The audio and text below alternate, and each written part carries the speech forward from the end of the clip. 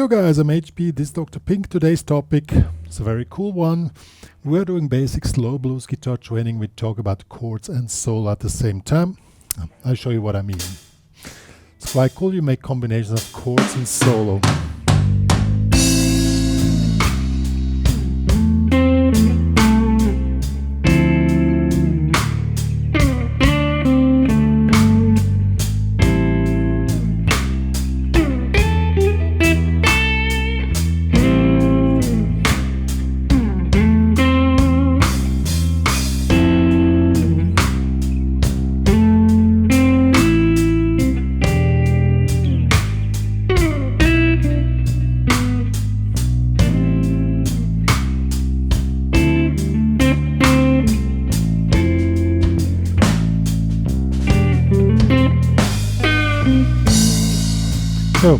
And so on.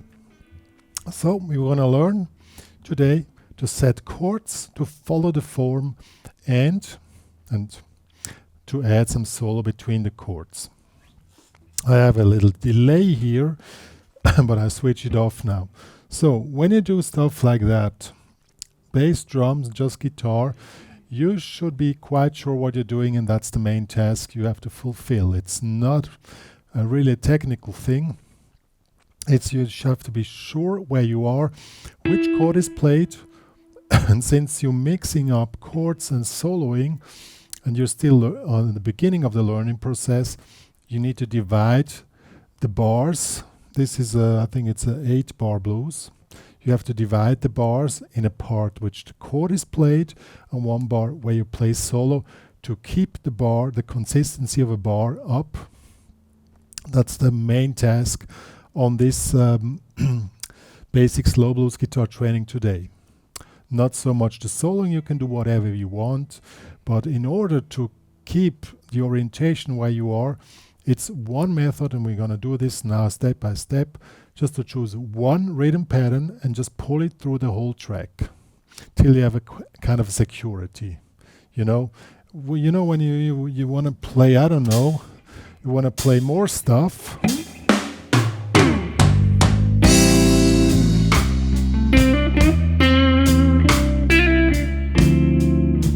If you want to play more stuff, you have to be really secure and sound and safe inside the form. So first you need to learn the form, and therefore we're just going to place the chords. And I've selected now quite cool chords, which are the ones which you shall use, and they're quite easy to grab, and so it's not a big brainer to use those. But you always have to connect them to the position in the form, that you know I'm here, I'm here, I'm here, I'm here, that you lose the orientation. Let's get started. Okie dokie, this is a minor blues in A minor that I already mentioned. It's an 8-bar blues. So it's a little bit a reduced form, but it doesn't really matter what type of form you're playing, you just need to know the form. So we have 1 bar of A minor 7. Now we take this one here as an A minor 7. Quite easy to grab, 5th fret over 4 strings. Why is this is A minor 7? If you take this A minor 7,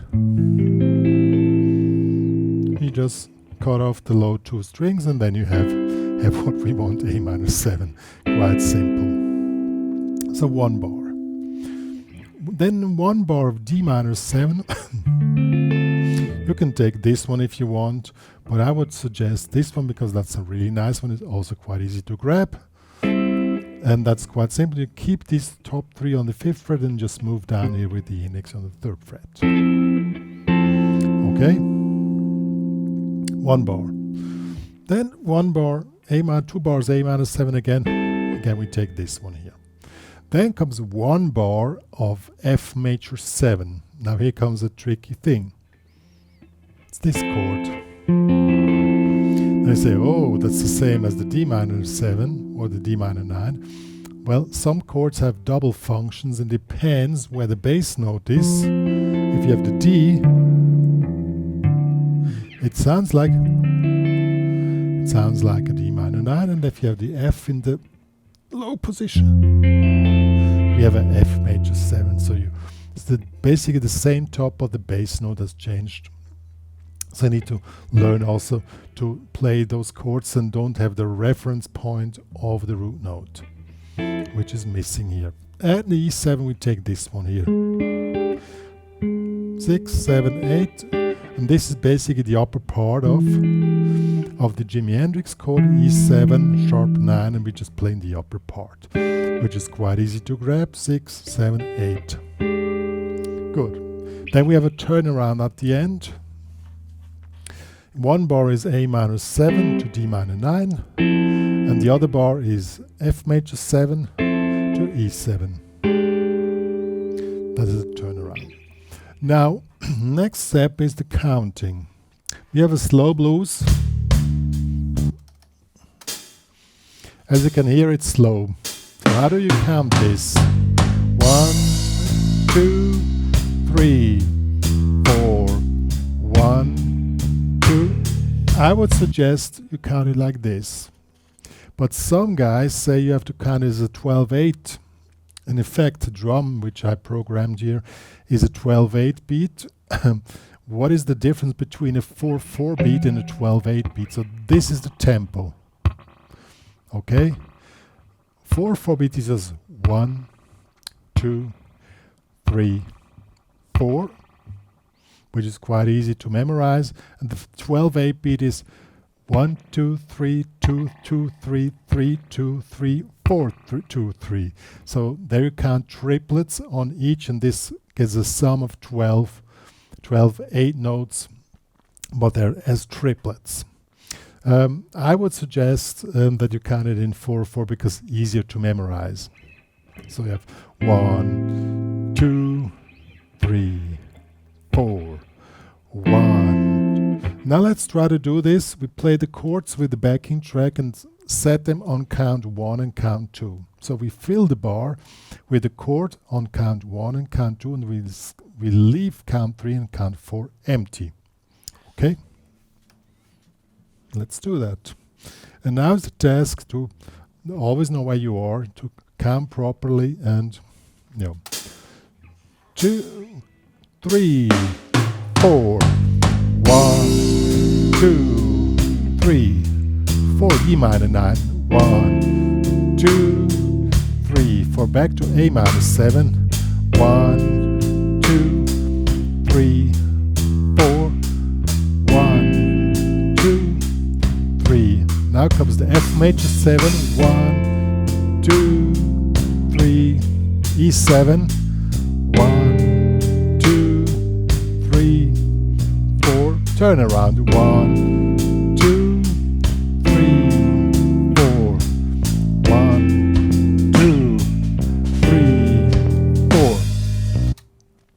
So that's basically playing the chords through the form. Quite easy, and since it's so easy, you probably have time to also shape the tone a bit. What I often do, I make this natural chorus effect by pressing my arm against the guitar, just pulling the neck away. It's quite nice. See? Yeah, but only if you have time. Just step by step. The most important thing that you keep the form. Second, now we skip the chord and we add a little soloing on count 3 and count 4. And therefore we do something really simple. We make 1, 2, 3. We make a triplet on 3, so 1, 2, 3 notes per beat. 1, 2, and on 4 we make a quarter note. So, and there you can use the A minor pentatonics, which is this one here, which you probably already know. You can play whatever you want, but just play on count 3, on count 4, on count 3 a triplet, and on count 4 a quarter note. That's what I said at the beginning. Keep things simple and repeatable to get used to it, that you don't get lost inside this whole information. So let's do this now. 1, 2, 3, 4. 1, 2, 3. 1, 2, 3, 4. 1, 2, 3,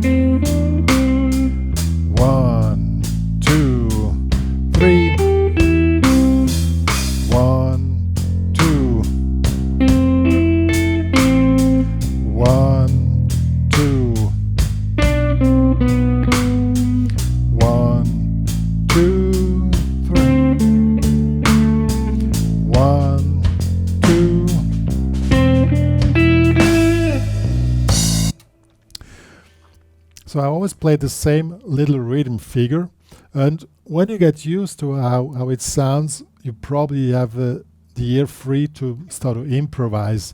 You don't need to play exactly what I play, but play the same rhythm motif. That's what we're talking about here. And now we're putting things together, chords plus play anything, but just using one rhythm figure, the one which I showed, and then you can start enjoying the whole thing. And if it's too hard to improvise the solo in between, then I wrote down something for you guys. You can take what I wrote down. It's available in the HPCrazy Guitar Academy, by the way. Also this backing track. Please join there. Yeah, let's do this. Chord and solo. Slow blues guitar training, chord and solo. 3, 4, 1, 2.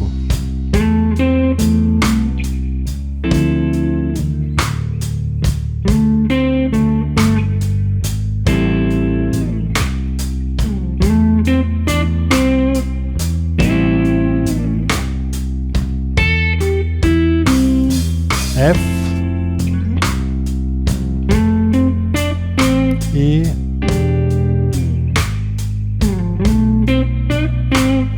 turn around, F,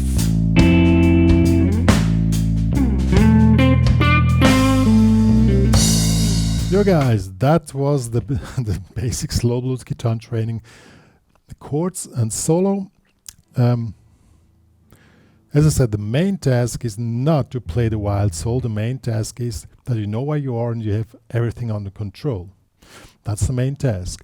Once you are comfortable with very simple figures, as I just showed, just place the chord, placing one motif, one rhythm motif, in this case on count 3, a triplet on count 4, a quarter note.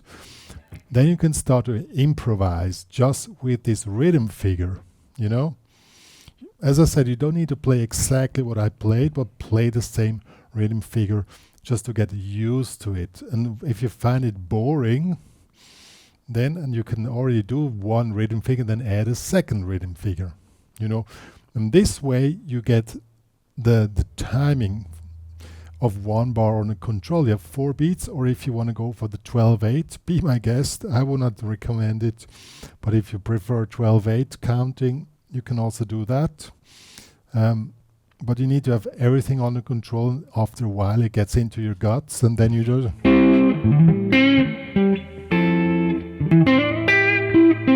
and then it starts to get automatically, and then you feel freer, and then everything starts to fall into place. But first you need to go through this type of training.